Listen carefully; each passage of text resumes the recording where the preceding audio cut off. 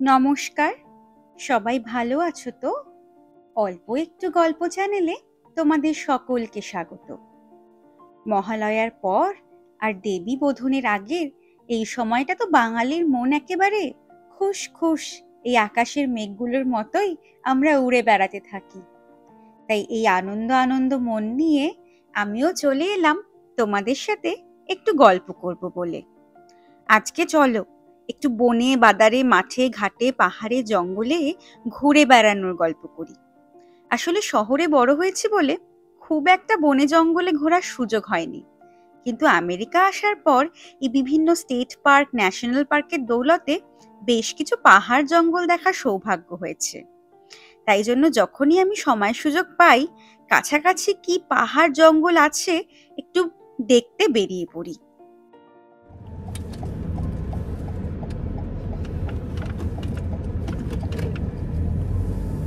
তো বেরিয়ে পড়েছি, এখন মোটামুটি সকাল 10টা মতো বাজে। 1 ঘন্টা যেতে লাগবে। তো চলো গিয়ে দেখি কেমন কি এক্সপ্লোর করতে পারি। ভীষণ রোদ, তবে গরমও লাগছে। তবে আশা করি ভালো করে এক্সপ্লোর করতে পারবো আর তোমাদেরকে দেখাতে পারবো সবকিছু। চলো। মাথায় রোদ নিয়ে গরমের মধ্যে বেরিয়ে তো পড়েছি, নিজেকে এক বিশাল বড় এক্সপ্লোরার ভেবে রাস্তা দিয়ে যাচ্ছি। কিন্তু যতই রোদটা চড়চড়িয়ে উঠছে বেশ ভয় ভয় লাগছে, কি জানি কতটা রাস্তা হাঁটতে পারবো কিনা জঙ্গলে পাহাড়ে। কিন্তু পৌঁছে মনটা বেশ ভালো হয়ে গেল। রোদটাও দেখলাম বেশ কমে এসেছে, জানি এটা ক্ষণিকের, একটু বাদেই আবার রোদ উঠে যাবে। কিন্তু এই চারদিকে লম্বা লম্বা পাইন গাছগুলো আমাকে না অনেকটা কাশ্মীর ভ্যালির কথা মনে করিয়ে দিয়েছে। কাশ্মীর ভ্যালি এখনো নিজের চোখে দেখার সৌভাগ্য আমার হয়নি, কিন্তু এই জায়গাটা একদম সেই আমার ছবিতে সিনেমায় দেখা কাশ্মীর ভ্যালির মতো লাগছে। লম্বা লম্বা গাছ, তার ফাঁক দিয়ে পরিষ্কার আকাশ, হালকা হালকা মেঘ, খুব সুন্দর লাগছিল জায়গাটা। পার্কিং লটটাই যখন এত সুন্দর, ভেতরটা তো নিশ্চয়ই খুব সুন্দর হবে, এই ভেবে মনটা বেশ ভালো হয়ে গেছিল। শুধু একটাই ভাবছিলাম, রোদটা যেন বেশি না ওঠে। হাঁটতে হাঁটতে এবার যেতে হবে এদের ভিজিটিং সেন্টারটা খুঁজতে। এইসব পার্কের একটা ভিজিটিং সেন্টার থাকে যেখান থেকে তুমি ইনফরমেশন কালেক্ট করতে পারো। কিন্তু যাওয়ার পথে একটা জিনিস দেখে আমি লাফাতে লাফাতে সেদিকে চলে গেছি। দেখো কেমন পাহাড়ের ঢালে ঢালে পার্কিং লটটা করা। পাহাড়ের ঢালটায় গাড়ি রাখলাম, এটা আবার আরেক ধাপ নিচের একটা ঢালে আরেকটা পার্কিং লট। এই ব্যাপারটা বেশ মজাদার, কিন্তু ওপর থেকে বুঝতে পারিনি যে নিচে আরেকটা পার্কিং লট রয়েছে। যাক, এটা দেখে এতটা খুশি হওয়ার মতো হয়তো কিছু ছিল না, কিন্তু অকারণেই আমি বেশ খুশি হয়ে গেছি। পাহাড় জঙ্গল দেখতে এসে পার্কিং লট দেখে কে যে এত খুশি হয়ে যায় জানি না, তবে আমি ওখানে বেশ খানিকক্ষণ সময় নষ্ট টষ্ট করে এবার আস্তে আস্তে ভিজিটিং সেন্টারের দিকে এগোচ্ছি। হ্যাঁ, এটা দেখতে অনেকটা বেশ পুরনো আমলের কাঠের বাড়ির মতো না? এখানে সবাই ছবি টবি তুলছিল দেখে আমিও উপরে উঠে নানা রকম পোজ দিলাম। কিন্তু মাথায় তো আমার ভীষণ বুদ্ধি, তাই বুঝতেই পারিনি যে নিচ থেকে ছবি তুললে আমাকে দেখাই যাবে না। তাই এত পোজ দিয়ে ছবি তোলার কোনো মানেই হয় না, শুধু শুধু ওপরে উঠে ছবি তুললাম। যাই হোক, অনেকটা সময় নষ্ট টষ্ট করে এবার ফাইনালি ভিজিটিং সেন্টারটায় এসে পৌঁছেছি। কারণ ভেতরের একটা ম্যাপ নিতে হবে, ওখানে কোনো রুলস রেগুলেশন এসব আছে কিনা জেনে নিতে হবে। ভিজিটিং সেন্টারটা এসে দেখি বেশ সুন্দর করে গাছ, নানা রকম ছবি দিয়ে সাজানো। তো মানে এই জঙ্গলটার মধ্যে কি কি গাছ আছে, পার্বত্য গাছ, কোন কোন ঝর্ণা আছে, কোন গাছের কত বছর বয়স, বা কোন গাছ থেকে কোনো মেডিসিনাল ভ্যালু আছে কিনা, এইসব অনেক ইনফরমেশন দেওয়া আছে। আর দেখো, যেহেতু এটা একটা পার্বত্য জঙ্গল আর পাহাড়ে অনেক গুহা আছে, তাই এরকম ছোট্ট ছোট্ট কেভ স্ট্রাকচার করা আছে যেখানে বাচ্চারা ঢুকে খেলা করতে পারে। কিন্তু খেলার জায়গা যখন আছে, শুধু বাচ্চারাই কেন খেলবে? Why should kids have all the fun? নিজের ভেতরের বাচ্চাটাকে তো কখনোই মরতে দিতে নেই। তাই আমিও একটু খেলা করে নিলাম কেভে। তারপর জোর একটা ঝাড় খেয়ে আমি বাকি জিনিসপত্র দেখতে থাকলাম। এখানে দেখছি এই পুরো উপত্যকাটার একটা ছোট্ট মডেল মতো করা আছে। আর মা বাবারা তাদের বাচ্চাদের দেখাচ্ছেন কোন কোন পথ দিয়ে তারা যাবে আজকে। এই ইনফরমেশন সেন্টারটার একদম শেষের দিকটায় এসে গেছি। এখান থেকে ফাইনালি তুমি একটা কাগজের ম্যাপ নিয়ে তারপর যাত্রা শুরু করতে পারো। আর ওই যে বড় করেও একটা ম্যাপ দেওয়া আছে জঙ্গলটার, যাতে পথ তুমি হারিয়ে না যাও, কারণ এখানে কোনো রকম নেটওয়ার্ক পাওয়া যাবে না। যাই হোক, কাগজের ম্যাপ ট্যাপ নিয়ে, জল ভরে নিয়ে, পিছে রুকস্যাক নিয়ে ভাস্কো ডা গামার মতো দেবলিনা ডা গামারও শুরু হলো আজকের যাত্রা। প্রথমেই একটু একটু হাঁটা, তবে আজকে বেশ ভিড় আছে। আমি তো আসলে যেখানেই যাই উইকেন্ডে যাই, তাই ভিড় সব জায়গাতেই পাই মোটামুটি। আর এই সামারটাতে আমেরিকানরা ভীষণভাবে এক্সপ্লোর করে নানা জিনিসপত্র। একটু পথ এগোতেই দেখি একটা কুলকুল করে শব্দ, মানে কোনো নদী বা ছোট জলাশয়। ও বাবা, পাহাড়ের ঢাল থেকে উকি দিয়ে দেখি নিচে লোকজন বেশ সুন্দর চিল করছে একটা ছোট্ট জলাশয়ের ধারে। মানে একটা প্রাকৃতিক সুইমিং পুলের মতো লাগছে। কিন্তু সুইমিং পুল তো আর এমনি এমনি হবে না, নিশ্চয়ই কাছে পিঠে ঝর্ণা আছে। কিন্তু আমি এখান থেকে কিছুতেই সেটা দেখতে পাচ্ছি না। হাঁটার স্পিড বেশ চড়চড় করে বাড়িয়ে দিলাম। মাথার উপর রোদও বাড়ছে চড়চড় করে। একটু জলের পাশে দাঁড়ানোর তৃষ্ণা যেন একেবারে আমাকে পেয়ে বসেছে তখন। তাই তাড়াতাড়ি পা চালিয়ে আমি জঙ্গলের মধ্যে এদিক ওদিক খুঁজছি কোথায় ঝর্ণাটা। কিন্তু আমার কপাল, দেখতেই পাচ্ছি না। শুধু দেখছি লোকগুলো নিচে বেশ হইহুল্লোড় করছে ঝর্ণার ধারে, কিন্তু ঝর্ণাটা আমার কপালে আর কিছুতেই চোখে পড়ছে না। অবশেষে অনেকটা পথ ঘুরে হেঁটে ওইখানে দেখতে পেলাম। আমি এখন যেখান দিয়ে হাঁটছি আমাকে বেশ অনেকটাই নিচে নামতে হবে।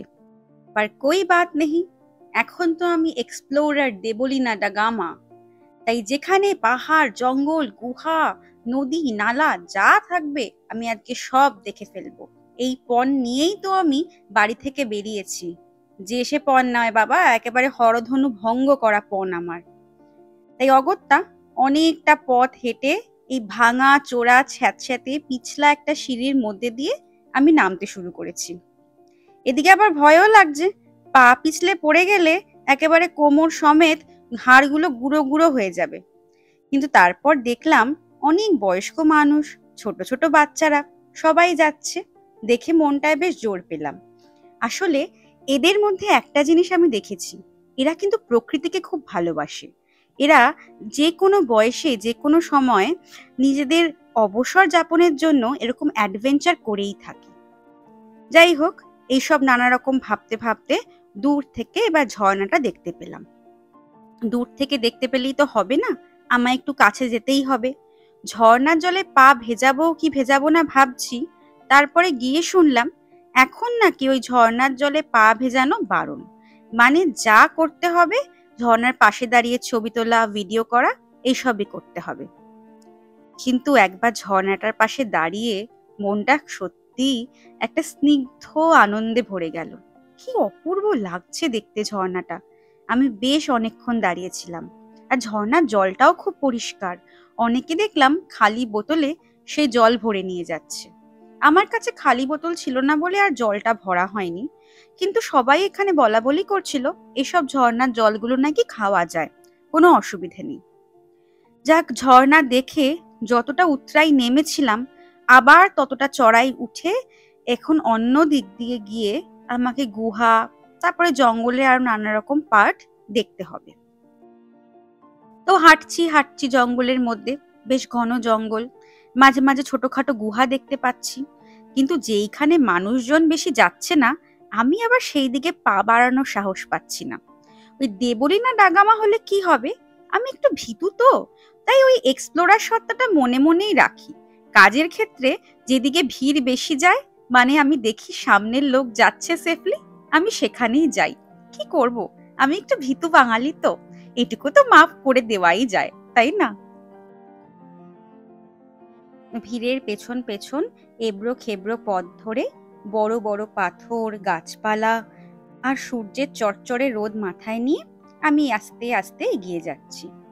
জঙ্গলটার মধ্যে কত রকমের যে পাখির ডাক শুনতে পাচ্ছি, কিন্তু আসলে এত মানুষজনের ভিড়ে না কথার মধ্যে তোমাদেরকে সেই ডাকগুলো শোনাতে পারছি না।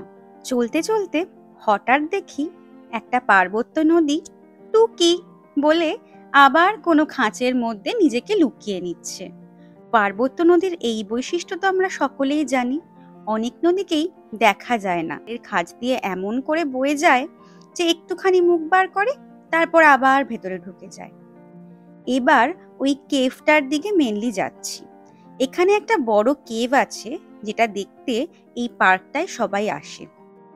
কেভটার নাম হলো ওল্ড ম্যানস কেভ। এবার কেন এরকম অদ্ভুত নাম হয়েছে তার একটা বড় হিস্ট্রি ওই ইনফরমেশন সেন্টারটায় দেওয়া ছিল, কিন্তু আমার বাপু অত সময় নেই, তাই জন্য আমি অত ভালো করে পড়িনি। এই রাস্তাটা বেশ ডেঞ্জারাস ছিল। দুদিকে শ্যাওলা ধরা পাথর, আর নিচটা একদম এবড়ো খেবড়ো শ্যাওলা ধরা আর ভীষণ পিছল। এইখান দিয়ে নামার সময় আমি একবার চিৎকারও করেছিলাম, I need help, I need help. তো পেছনের লোকজন আমার কাঁধে হাত রেখে বলছিল যে কোনো চিন্তা নেই, আপনি আস্তে আস্তে নামুন, আমরা পেছনে আছি, আমাদের কোনো তাড়া নেই, একটু একটু করে আস্তে আস্তে নামলে আপনি পড়ে যাবেন না। অবশ্য ওরা আপনি বলেছিল না তুমি বলেছিল তা জানি না, এখানে তো সবই ইউ। আমি আবার নিজেকে একটু বেশি সম্মান দিয়ে ভেবে নিলাম হয়তো আপনিই বলেছিল। বেশ অনেকটা সময় ধরে ওই ঢালু জায়গাটা দিয়ে নেমে এখানে একটা সমতল মতো জায়গায় এসে পৌঁছলাম। দেখলাম দূরে দুটো ছোট ছোট গুহা আছে, কিন্তু ওই দুটো গুহাতে যাওয়ার জন্য একটা জল জল মতো জায়গা আমাকে পার করতে হবে। আমার পায়ে ছিল স্নিকার্স, যদি ভিজে যায়, এই জন্য আর আমি গেলাম না। আমি তো আবার মনে মনে এক্সপ্লোরার না, কাজে তো আমি সেই ভেতো বাঙালির মতো আচরণই করি। এই তোমরা কিন্তু রেগে যেও না, আমি জানি বাঙালি আজকে অনেক জায়গায় পৌঁছে গেছে। বাঙালি বিশ্বের দরবারে নিজের নাম, নিজের সংস্কৃতিকে অনেক উজ্জ্বল করেছে, ইতিহাসে এবং বর্তমানে। আমি একটু ওই প্রচলিত কথার রেশ টেনে ইয়ার্কি মারলাম আর কি। তোমরা কিন্তু খারাপভাবে নিও না প্লিজ, আমার চ্যানেলটা দেখো কিন্তু। আচ্ছা, কথায় কথায় মনে পড়লো, আমার চ্যানেলে তোমরা হয়তো কিছু লোক দেখছো, কিন্তু কেউ সাবস্ক্রাইব করছো না কেন? তোমরা আমার চ্যানেলটা একটু সাবস্ক্রাইব করে দাও না। তোমরা যদি আমার চ্যানেল সাবস্ক্রাইব করে আমার এই ফ্যামিলির মেম্বার হও, রোজ রোজ আমার ভিডিও দেখতে আসো, আমাকে কমেন্ট করে একটু উৎসাহ দাও, তাহলে আমারও কত ভালো লাগে বলো ভিডিও বানাতে। তোমাদের কি ভালো লাগে না আমার গল্পগুলো শুনতে? আমাকে সত্যি করে বলো তো। আচ্ছা, এটাই না হয় কমেন্টে লিখে জানাও যে তোমাদের আমার গল্প ভালো লাগে নাকি ভালো লাগে না। নতুন নতুন গল্প আমি বলতে আসবো নাকি তোমরা মোটেও শুনতে ইন্টারেস্টেড নও, এটাও আমাকে একটু জানাও। ওই দেখো দূরে ছোট্ট আরেকটা ঝর্ণা। এবার আমরা গুহাটার বেশ কাছাকাছি চলে এসেছি। ওই অতটা চড়াই উঠতে হবে একদম গুহাটার উপরে ওঠার জন্য। অনেকক্ষণ ধরে হাঁটছি তো বেশ টায়ার্ড লাগছে, আর অতটা চড়াই দেখে মনটা একটু দমে গেছে বটে, কিন্তু সবাই এত সুন্দর করে হাঁটছে, একে অপরকে উৎসাহ দিচ্ছে। আর সত্যি কথা বলতে, যে জিনিসটা দেখতে এসেছি সেটা যখন বেশ কাছে চলে আসে তখন একটা আলাদা উৎসাহ পাওয়াই যায়। তো বেশ অনেকটা পথ হেঁটে গুহাটার খানিকটা উপরে উঠেছি। সিঁড়ি সিঁড়ি মতো করা রয়েছে, কিন্তু সিঁড়িগুলো না খুব ওয়েল স্ট্রাকচার্ড নয়, মাঝে মাঝে ভাঙাচোরা। যেহেতু এখানটায় বেশ বৃষ্টি হয় আর গাছপালা রয়েছে, তাই স্যাঁতস্যাঁতে শ্যাওলা ধরা।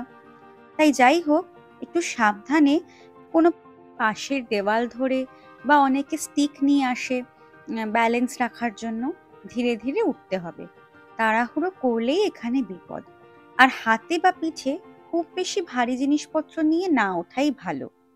যাদের ফিটনেস ভীষণ ভালো এবং পাহাড়ে চড়ে অভ্যস্ত তাদের কথা আলাদা, কিন্তু আমি একেবারেই এসব ব্যাপারে অভ্যস্ত নই বলে এগুলো আমার সাজেশন বা আমার এক্সপিরিয়েন্স থেকে বলছি। এই জায়গাটা খানিকটা সমতল মতো রয়েছে, অনেকেই এখানে ছবি টবি তুলছে, একটু রেস্ট নিচ্ছে। আমিও এখানটায় খানিকক্ষণ দাঁড়িয়েছিলাম আর চারদিকের পরিবেশটা বেশ অনুভব করার চেষ্টা করছিলাম। আসলে পরিবেশটা ভীষণই সুন্দর জানো তো, গাছ, বিভিন্ন রকমের পাখির ডাক, ঝর্ণার আওয়াজ, কিন্তু মানুষের কথায় সবকিছুই ঢেকে যাচ্ছে। ওই যে নিচে দেখতে পাচ্ছ, অল্প অল্প দেখা যাচ্ছে মানুষজন হেঁটে আসছে। ওইখান থেকে হেঁটে হেঁটে আমরা উঠেছি।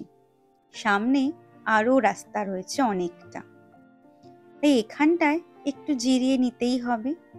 ভালো লাগছিল, হালকা হালকা ঠান্ডা হাওয়া দিচ্ছিল, আর জলের আওয়াজটা ভীষণ সুদিং ছিল। যাক, বিশ্রাম পর্ব সেরে এবার এগিয়ে যাচ্ছি। আসলে যত বেশি বিশ্রাম করব তত মনে হবে সামনের পথটা আর বোধহয় এগোতেই পারবো না। কিন্তু তা বললে তো হবে না, এগিয়ে এগিয়ে যতটা এসছি ততটা দেখতেই হবে। আর এখানের একটা ব্যাপার হলো, এটা ওয়ান ওয়ে ট্রেল, মানে তুমি যখন ঢুকেছো তুমি কিছুতেই পুরোটা কমপ্লিট না করে ফিরে যেতে পারবে না। এখানে ফেরার কোনো রাস্তা নেই, সেটা ওনারা বারবারই বলে দিয়েছিল। এই ট্রেলটা শুরু করার আগেই, অ্যাডভেঞ্চারটা শুরু করার আগেই ওনারা বলে দিয়েছিল যে এটা কিন্তু একদমই সম্পূর্ণ ওয়ান ওয়ে ট্রেল। কোনোভাবেই ফেরতা ট্রাফিক কিন্তু এই রাস্তায় বিপজ্জনক হয়ে যাবে। যেহেতু সিঁড়িগুলো ভীষণ সরু সরু আর পিছল, তাই দুই দিক থেকে মানুষজন আসা যাওয়া করলে বড় অ্যাক্সিডেন্ট হওয়ার সম্ভাবনা। আর এটা এই পার্ক কর্তৃপক্ষ কোনোভাবেই অ্যালাউ করবে না। যাই হোক, অনেকটা হেঁটে ক্লান্ত হয়ে জল টল খেয়ে অবশেষে আমার ট্রেলের একদম শেষ ভাগে পৌঁছেছি। এই লাস্ট সিঁড়ির ধাপগুলো উঠতে পারলেই আমার ওল্ড ম্যান কেভের ট্রেল কমপ্লিট হলো। এই কটা সিঁড়ির ধাপ কিন্তু এখন মনে হচ্ছে যেন অনেকটা, কারণ ৩-৪ ঘন্টা ধরে লম্বা একটা ট্রেলে হেঁটে সত্যি ক্লান্ত তো লাগেই। কিন্তু ক্লান্তিটা এক নিমেষে গায়েব হয়ে যাচ্ছে চারিদিকে এত সবুজ দেখে আর জলের কুলুকুলু শব্দে। আজকে আমার যাত্রা এখানেই শেষ হলো। আমার গল্পটাও তাহলে এখানেই শেষ করি। তোমরা সবাই ভালো থেকো, আর এরকম আরো ছোট্ট ঘোরাফেরার গল্প নিয়ে আবার চলে আসবো। টাটা।